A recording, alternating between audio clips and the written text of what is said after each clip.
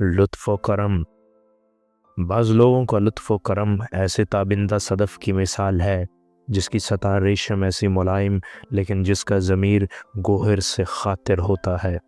ایسے لوگوں کے دو رخ ہوتے ہیں، ایک میدے کی طرح ملائم، دوسرا پتھر کی طرح سخت۔ ان کا لطف و کرم منافقت میں لپٹی ہوئی عبادت کی مثال ہے۔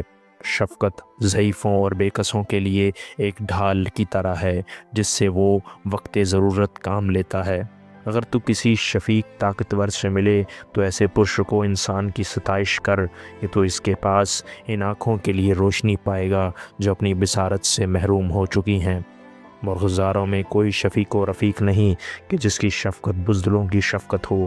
یہاں بان بزدلوں کی طرح نہیں لرزتا اور نرسل کی شاخیں شاہ بلوط کی شاخوں کے ساتھ لہلہاتی ہیں، اور جب بھی طاؤس کو ارغوانی خلت پہنائی جاتی ہے